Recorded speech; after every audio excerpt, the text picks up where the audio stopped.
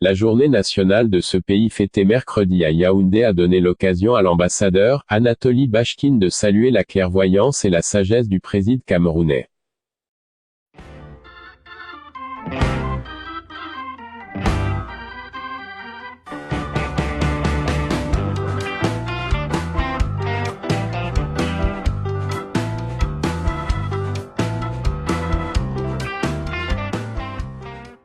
Paul Biya est l'un des dirigeants africains les plus attendus le 24 octobre prochain en Russie au sommet Russie-Afrique.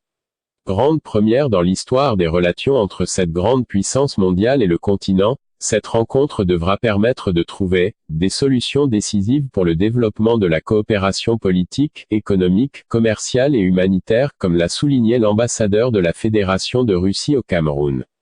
Dans son discours de circonstance prononcé mardi à Yaoundé à l'occasion de la Journée nationale de Russie, devant un parterre d'invités constitué de membres du gouvernement, de représentants du corps diplomatique et d'anonymes, Anatoly Bashkine a indiqué que le président camerounais, fort de la force de son expérience, est le bienvenu à cet événement.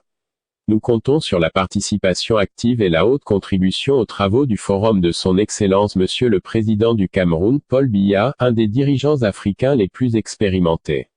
Nous espérons que nos relations bilatérales voient des changements positifs, a indiqué le diplomate russe. Au cours de son allocution, l'orateur a reconnu la forte implication des pays africains dans la résolution des problèmes mondiaux, y compris l'assurance de la stabilité internationale, la formation d'un ordre démocratique mondial et multipolaire, le renforcement du rôle central de l'ONU en matière de paix et de sécurité ainsi que la lutte contre le terrorisme international. Nous notons avec satisfaction que la Russie et les pays africains prennent des positions proches ou semblables sur de nombreuses questions, ce qui, bien entendu, contribue à l'efficacité de notre coopération sur la scène internationale, a souligné Anatoly Bashkine. Le diplomate russe s'est également réjoui de ce que le rapprochement entre son pays et l'Afrique contribue à dynamiser davantage leurs relations commerciales et économiques.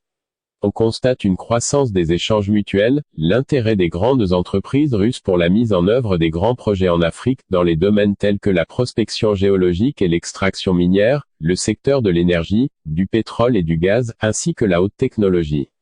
Il y a des perspectives dans d'autres domaines tels que les transports, l'industrie, le secteur bancaire et l'agriculture, a-t-il affirmé.